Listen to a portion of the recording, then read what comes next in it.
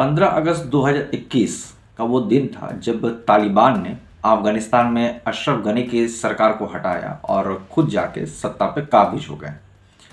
अब उसके बाद जिस तरीके से वहाँ की परिस्थिति बदली है और 2022 के बाद से जिस तरह से अफगानिस्तान और भारत के रिश्ते सुधरे हैं, उसको लेकर अगर सबसे ज़्यादा कोई बेचैन हुआ है तो वो है पाकिस्तान।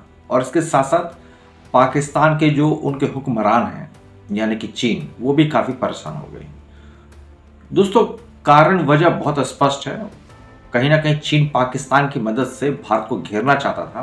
वो जो सी पैक कॉरिडोर आप देख रहे हैं, उसके थ्रू भारत को घेरना चाहता था और भारत ने इस घेराव को, इस चक्रव्यूह को तोड़ दिया है।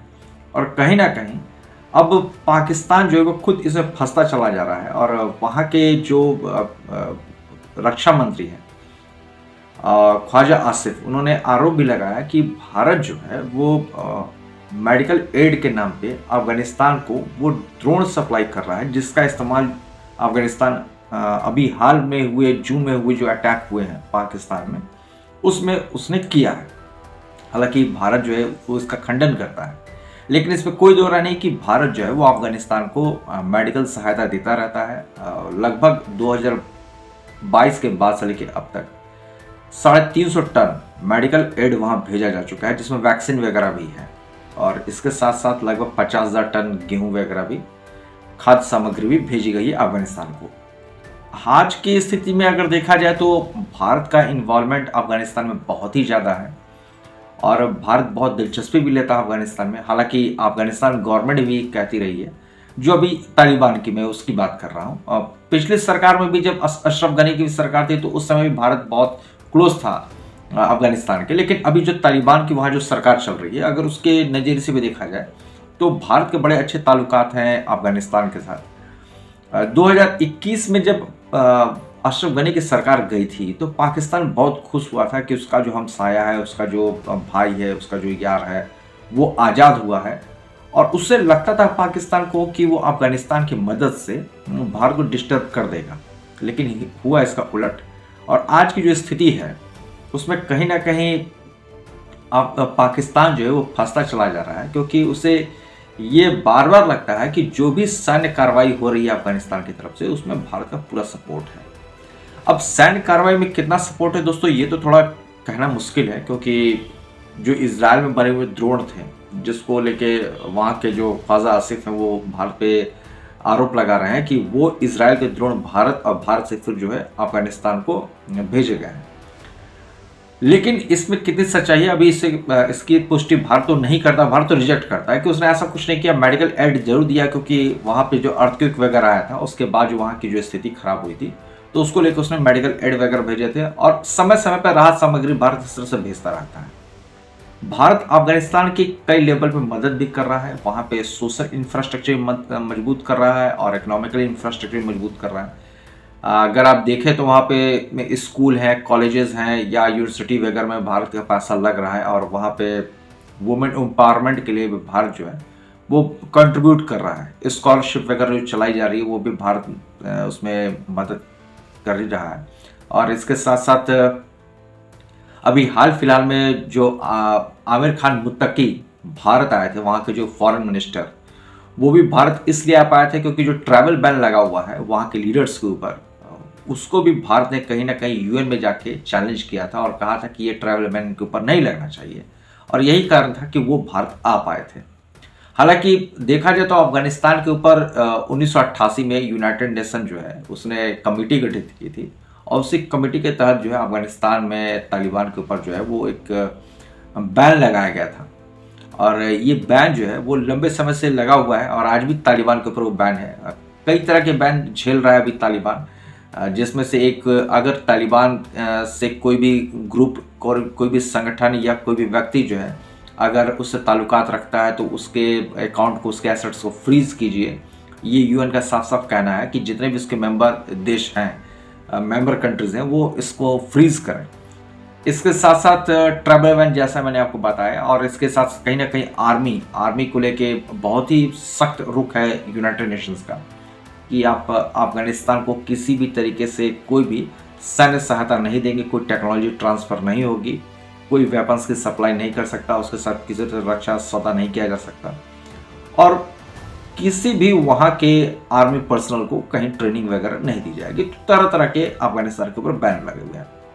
लेकिन बैकडोर से देखा जाए तो चीन कहीं ना कहीं अफगानिस्तान में दिलचस्पी दिखाता है। अगर रेयर अर्थ मिनरल्स की बात कर ली जाए या फिर माइनिंग की बात कर ली जाए तो चीन जो है वो इन्वेस्ट कर रहा है अफगानिस्तान में। पाकिस्तान में उसने किया, लेकिन पाकिस्तान को तो सीपैक उसका फेल हो रहा है।